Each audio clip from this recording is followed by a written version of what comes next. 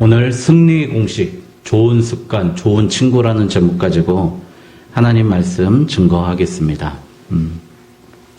여러분, 그 증기에서 나오는 그 강력한 압축된 힘을 가지고 19세기 초에 맥주병을 이렇게 다 20세기 초에 미국에서 맥주병을 다 세척을 했답니다. 그런데 어느 회사나 다 그렇게 하는데 우리 회사만 그렇게 합니다라고 광고를 한 광고 회사가 있습니다.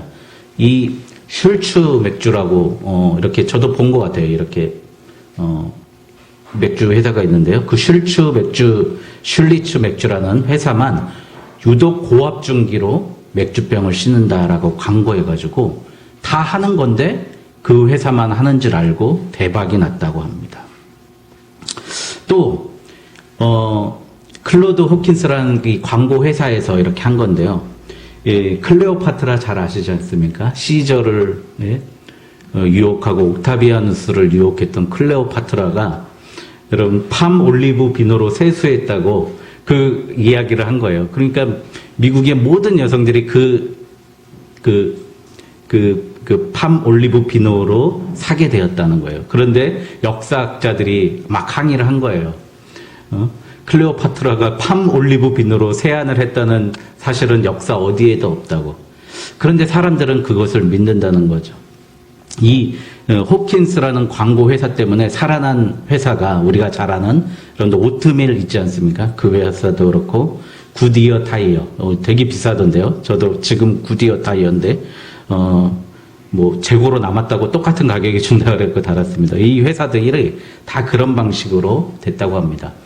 그런데 이제 대표적인 게 이 회사에서 팔았던 페소던트라는 치약이 있답니다. 이 치약이 나오면서 미국에 있는 사람들이 양치질하는 사람이 7%가 밖에 되지 않았는데 이 회사가 나오면서 63%가 양치질을 하게 되었다는 거예요. 이 광고의 효과죠. 이 광고의 효과에서 이 회사가 썼던 전략이 뭐냐면 그냥 쓰디쓴 양치질이 아니라 거기에다 박하 향을 입힌 거예요. 그러니까 내가 양치질 하고 나면 이 좋은 그 박하 향이 나서 보상이 된다는 걸 느낀다는 겁니다. 사람들이. 여러분들 이 회사에서 했던 대표 상품, 대박진 상품이 여러분들 잘 아시는 페브리즈입니다. 제가 여기가 이제 목욕실인데 한 2평밖에 되지 않아요. 조그맣습니다. 그래서 이제 토요일에는 주로 여기서 자는데 갑자기 아침에 우리 사모님이 문을 확 열더니 헉 냄새 이러는 거예요. 그래서 그 방향제 이렇게 고체인데 이렇게 녹아가는 거를 갖다 놨어요. 이게 그거를 잘 만들어가지고 사모님 뭐가 그렇게 웃기세요? 우리 사모님은 거의 20년이 다 돼가는데 저만 보면 그렇게 재밌고 웃긴가 봐요. 그래서 아직도 제 개그가 발전하지 못하고 있습니다. 그런데 페브리즈를 이렇게 판매를 했는데 실적이 안 나온다는 거예요. 알고 봤더니 페브리즈를 사용하는 사람들에게, 그러니까 악취가 나는 사람들에게 다 팔아봤는데 그 쓰는 사람들의 공통점이 악취를 못 맡는 사람들이라는 거예요. 그러니까 악취를 생각해 보세요. 냄새는 그때 처음만 맡지 지나면 못 맡잖아요. 그러니까 페브리즈를 아무리 팔아도 이게 순환이 돼야 되잖아요. 빨리 써야 되잖아요. 그런데 이게 안 쓴다는 거예요. 그런데 페브리즈를 많이 쓰는 사람들을 리서치를 해본 거예요. 그 사람들을 보니까 청소를 열심히 하는 사람들이 맨 마지막에 페브리즈를 쫙 뿌리는 거예요. 그게 악취 제거를 해서 아니라 깨끗한 집이고 냄새도 안 나는데 페브리즈를 뿌리는 거예요. 왜요? 향긋한 향기가 나기 때문에 방향제 겸 탈취제라고 생각해서 그 페브리즈를 뿌린다는 겁니다. 여러분, 이게 바로 우리가 습관을 들이는 법칙 중에 하나가 악취라는 신호가 있으면 그 다음에 행동을 하고 행동에 따르는 보상, 향기가 나고 내 입이 개운해지고 그 보상이 있는 패턴이 바로 습관을 들이는 패턴이라는 겁니다. 어떤 신호가 있습니다. 그거에 따른 행동을 하는 거예요. 페브리즈를 사던 이를 닦던 그걸 하면 내 오감을 만족하는 어떤 보상이 있다는 거예요. 참 이 패턴을 제가 한번 그 습관의 힘이라는 책, 찰스 드위그가 쓴 습관의 힘이라는 책을 보면서 느꼈어요. 근데 그 책을 읽어보니까 오늘 다니엘과 세 친구가 정확히 그거를 적용했던 사람들이에요. 여러분, 이 무참히 짓밟히고 무너지고 망해서 끌려갔던 왕족과 귀족들만 여러분들 잘 아시는 이라크의 바그다드, 바벨론이잖아요. 거기로 끌고 갔잖아요. 포로로 끌고 가고요. 거기서 또 똑똑한 애들을 뽑았어요.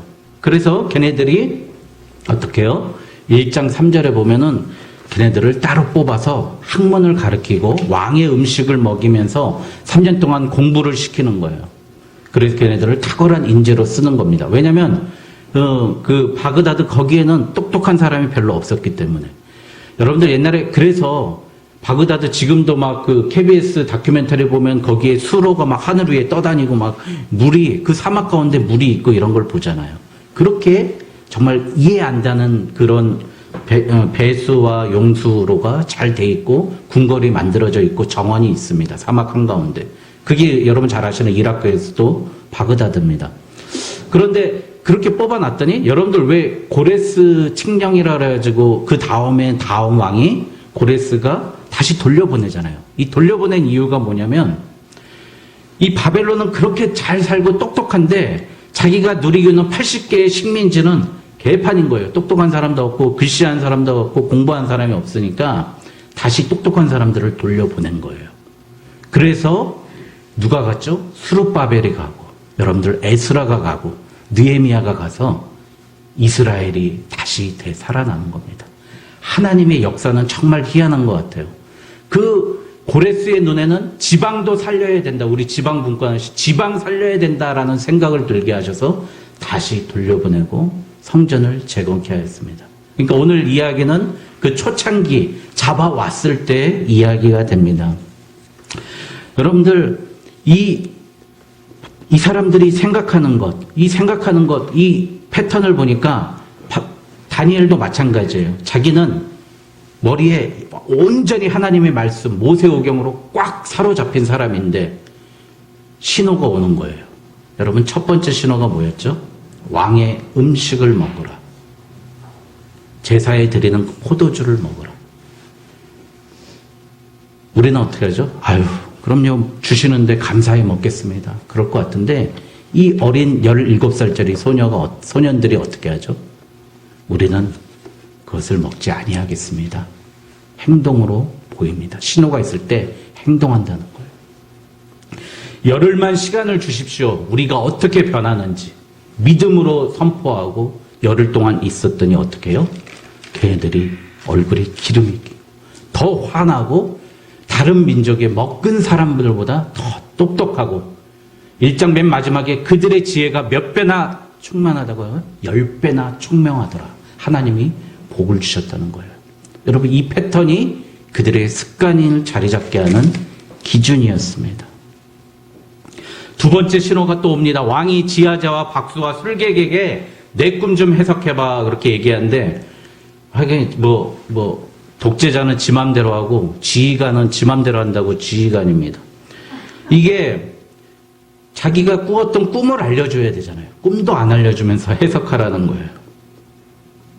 그래서 박수와 술객과 지혜자들과 함께 다니엘과 세 친구도 죽을 위기에 처합니다. 이게 바로 또 신호죠.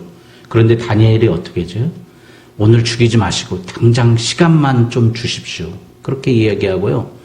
혼자서 기도한 게 아니라 같이 이야기하고 기도합니다. 그리고 나서 여러분들 잘 아시는 그 금신상의 은, 동, 흙 이렇게 되는 신상의 이야기를 합니다. 그게 나중에 이제 이 이야기죠. 알렉산더가 메데 파사가 나오고 알렉산더가 나오고 로마가 나오고 맨 마지막에는 예수 그리스도가 영원히 무너지지 않는 왕궁을 세운다는 그 거대한 비밀을 선포합니다. 그래서 다니엘은 어떻게 해야 돼요? 모든 식민지의 총리로 올라서게 됩니다. 보상을 받게 되는 거예요. 여러분들 그러니까 신호가 있고 그가 행동하고 꿈을 해석해내니까 또 보상을 받게 됩니다. 그러니 2장 47절에 느부갓네살이 너희 하나님은 참으로 모든 신들의 신이시오 모든 왕의 주제시로다. 할렐루야.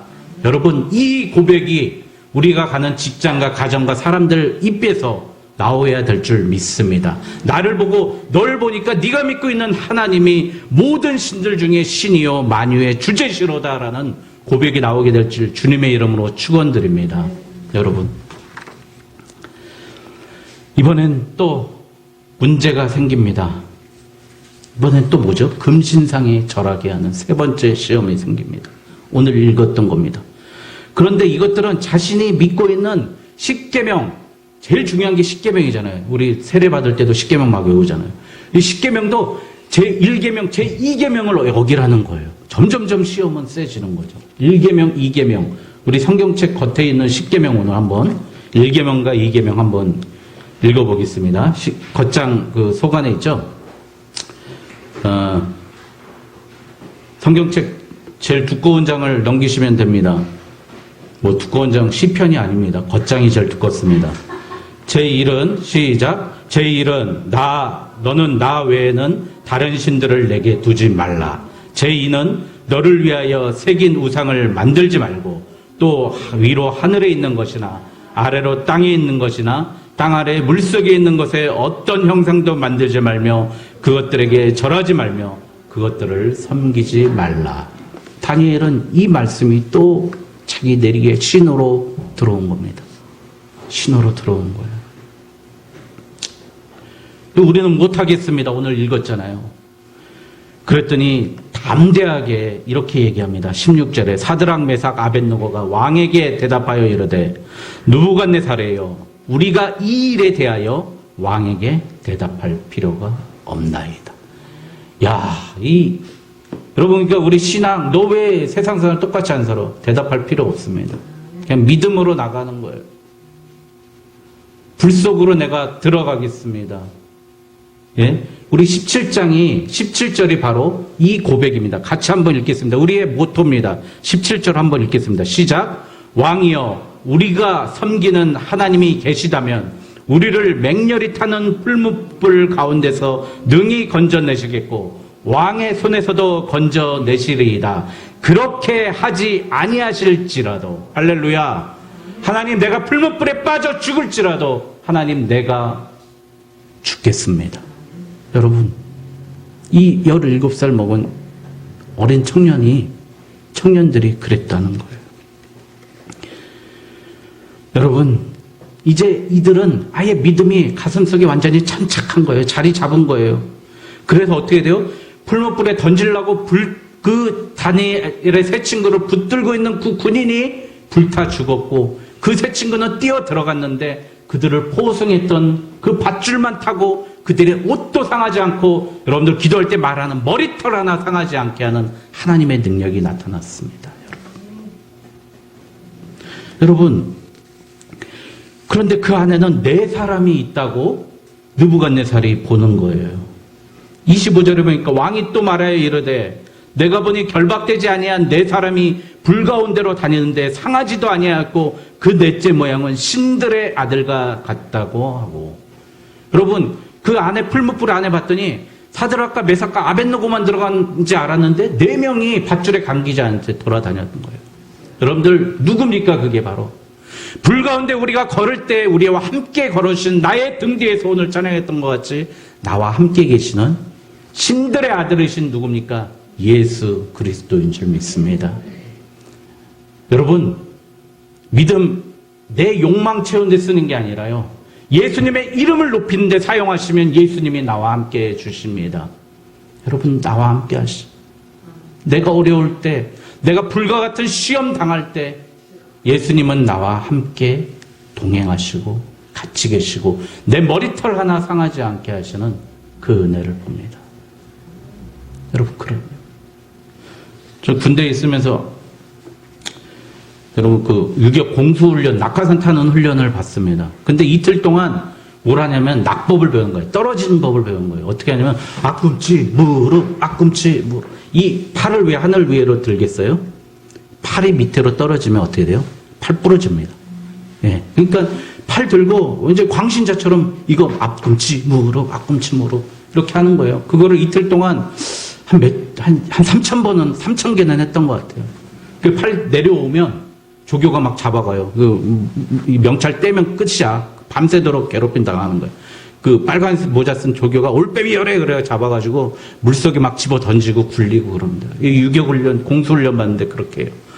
그런데 그거를 받아 보니까 어떻게 해요? 제가 이제 제초 작업을 막 하는데 낭떠러지에서 비가 오는데 제초 작업한 거예요. 미끄럽잖아요. 뚝 떨어졌어요. 근데 떨어지는데 막 민간인들이 다 보고 있었거든요. 근데 내가 허벅지 엉덩이로 딱 떨어진 거예요. 하나도 안 다친 거예요. 여러분, 내 습관이 몇천 번 그거를 연습하니까요. 내가 정말 위기의 순간에, 어려운 순간에 하나님이 그 습관을 통해서 나를 건져주시는 거예요. 여러분, 믿음을 그렇게 사용해야 되는 거예요. 습관을 그렇게 사용하는 겁니다. 여러분, 그래서 믿음은요, 사용하라고 있는 거예요. 마음속에 보존하고 있으라는 게 아니라 사용하는 겁니다. 여러분, 오늘 이 말씀, 느부갓네살이 아까 하나님을 인정했다가 두 번째는 하나님의 아들 예수 그리스도까지 인정하는 이 사건이 벌어지게 됩니다. 오늘 이 말씀 통해서 핵심적인 인사이트를 한번 찾아보겠습니다. 하나님은 왜 자꾸 나한테 고난이라는 신호를 보내십니까? 여러분, 제가 말씀했죠. 우리에게 상 주시는 이심을 믿게 하려고 하는 줄 믿습니다. 믿습니까? 여러분, 히브리서 11장 6절, 믿음이 없이는 하나님을 기쁘시게 하지 못하나니 하나님께 나아가는 자는 반드시 그가 계신 것과 또한 그가 자기를 찾는 자들에게 상 주시는 이심을 믿어야 할지니라. 할렐루야. 하나님을 찾는 자에게 하나님은 상 주시는 이심을 믿어야 할 줄 믿습니다.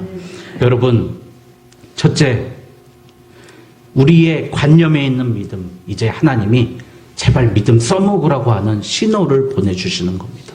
그게 우리의 신호입니다.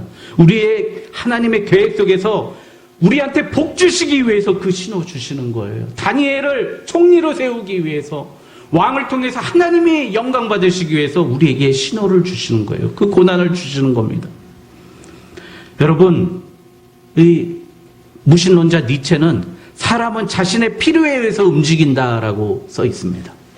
그러나 우리는 반대로 예수님의 필요에 의해서 움직이는 예수의 사람인 줄 믿습니다.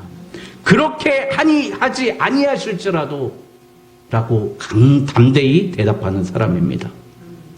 여러분, 우리는 이익이 되지 않는 일을 안 하잖아요. 그런데 우리는 하나님이 주실 그 상급을 보고 일하는 사람이라는 거예요. 그래서 우리는 믿음은 어쩌면 된장과 같습니다. 된장 담글 때 여러분 매주 한번 써봤어요? 매주? 집에 막 그거 나오잖아요. 막 매주 옛날에 저희 집에 달아놓으면 그 방에서 자기 싫은데 맨날 그 방에서 자라는 거예요. 네, 그렇게 하죠. 냄새 나고 그 신호지 않습니까? 또 한번 담가봐요. 그 순 넣고 간장에다 순 넣고 이렇게 담그면 그 맛 보셨어요? 얼마나 씁니까? 쓰고. 그러나 시간이 지나면 가장 좋은 천연 조미료이죠. 항암제가 바로 된장이에요. 전 된장찌개 정말 수천 번 먹은 것 같아요. 여러분, 우리의 관념을 행동으로 변화시키라고 하나님은 제일 첫 번째 우리에게 신호를 주시는 줄 믿습니다. 두 번째, 습관을 들이라는 겁니다. 오늘 좋은 습관이 승리의 공식이라고 제가 제목 정했습니다. 여러분, 나다니엘 에몬스라는 사람이 이런 얘기를 했어요. 습관은 최상의 하인일 수 있고 최악의 주인이 될 수도 있다. 여러분, 저 아는 어떤 사람은 매일 지각이야. 그 사람은 습관이 최악의 주인인 겁니다. 그러나 어떤 사람은 나 옛날에 핑클의 이진과 성유리를 보면 너무 정말 이쁘고 좋은 거예요. 이효리가 제일 이뻤지만 이진과 성유리가 제일 좋았어요. 왜 그러죠? 뭐래냐면요, 우리는 11조 벌라고 교회 가수예요. 그러는 거예요. 돈 벌어요. 그러는 거예요. 야, 그 20살 먹은 어린애들이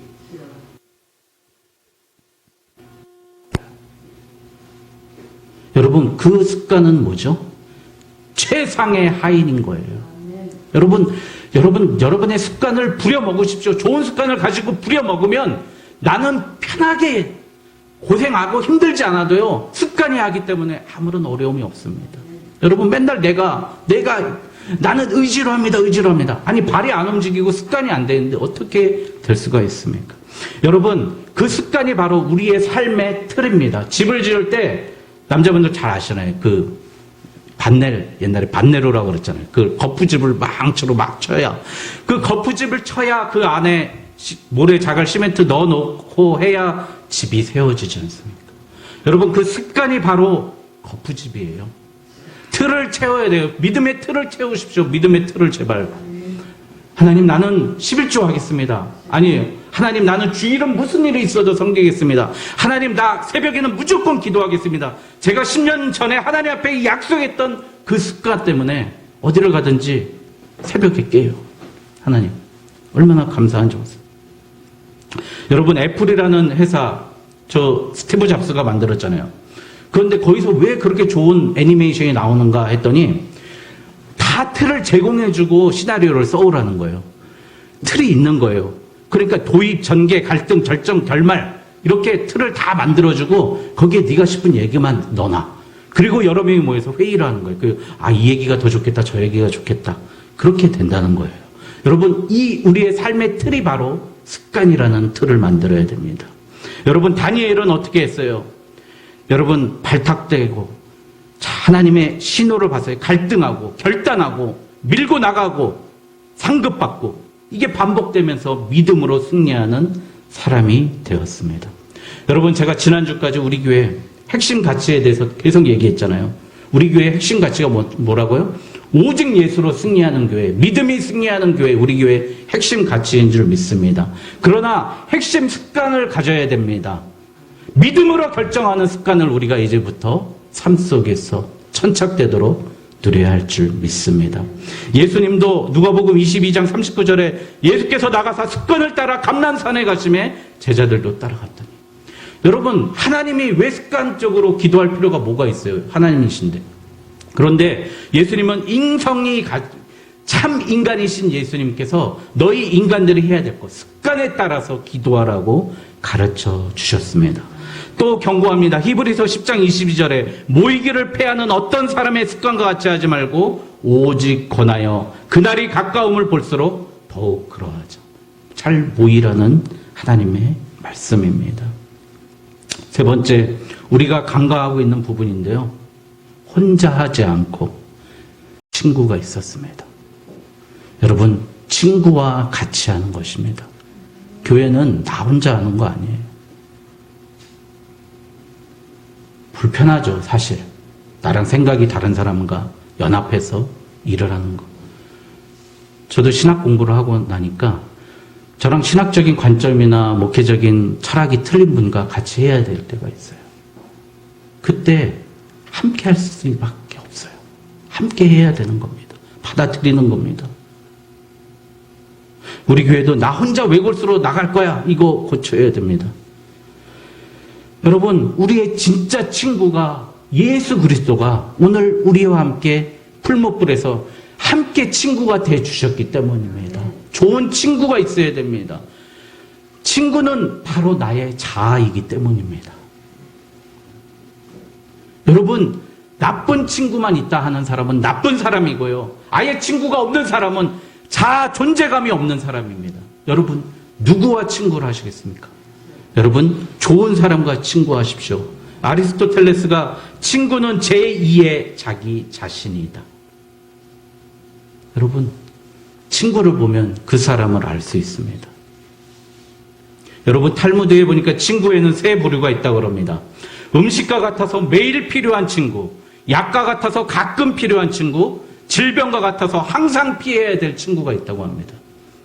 여러분, 우리 예수님은 어떤 분이십니까? 떡이시고 살이시고 피이시고 생수이신 매일 음식과 같은 친구가 예수 그리스도인 줄 믿습니다. 여러분, 그런데 우리는 어떻습니까? 필요할 때만 친구를 찾아요. 오늘 주보에도 썼지만 이런 사람 만나지 마세요라는 책을 읽어보니까 필요할 때만 찾으면 필요한 것을 찾을 수 없다고 합니다. 여러분, 우리 기도할 때 어떻게 합니까? 하나님 주시옵소서, 해결해 주시옵소서. 우리 집안으로 한번 생각해 보세요. 아들이 왔어요.